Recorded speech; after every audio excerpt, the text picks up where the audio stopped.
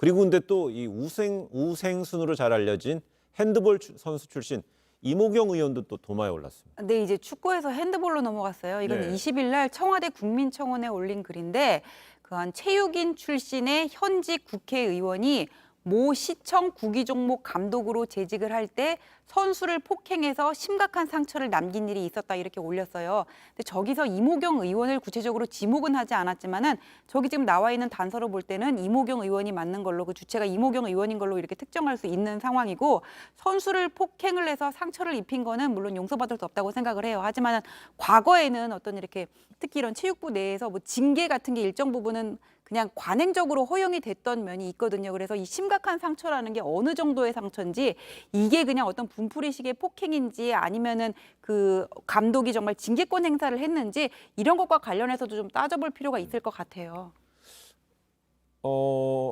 이에 대해서 이모경 의원은요, 사실 무근이다 정면 반박했습니다. 입장 잠시 들어보시겠습니다.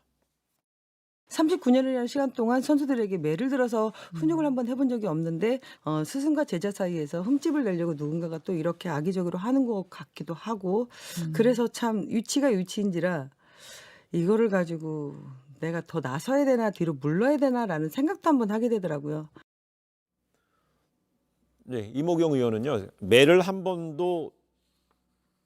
매를 들어서 훈육을 한 번도 해본 적이 없다 이렇게 강하게 얘기했는데 이 청원인 주장에 따르면은요 당시 협회 차원에서 대질 신문도 하고 이 사진 확인까지 했는데 무마됐다는 겁니다. 근데 이에 대해서 임 의원이 또 그거에 대한 입장은 또 있습니까?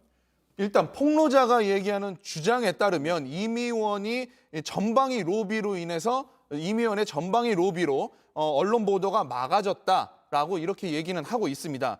임 의원은 이거에 대해서는 당시에 여성 첫 번째 감독이었다. 그러니까 오히려 약자였다라고 주장을 하고 있습니다. 그러니까 오히려 이러한 사건에 대한 신고가 만일 들어왔다면은 주변에서 더 자기를 공격해 들었을 것이다. 이걸 빌미로요.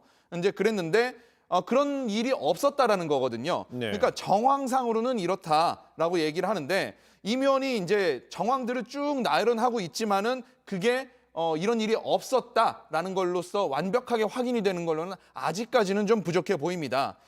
일단은 좀 뭐 우리 우생순이나 이런 걸로 인해서 아주 또 국민들한테 큰 감동을 준 분이다 보니까 조금은 좀 이런 일들에 있어서 완벽히 확인이 좀 됐으면 하는 바람이 남습니다.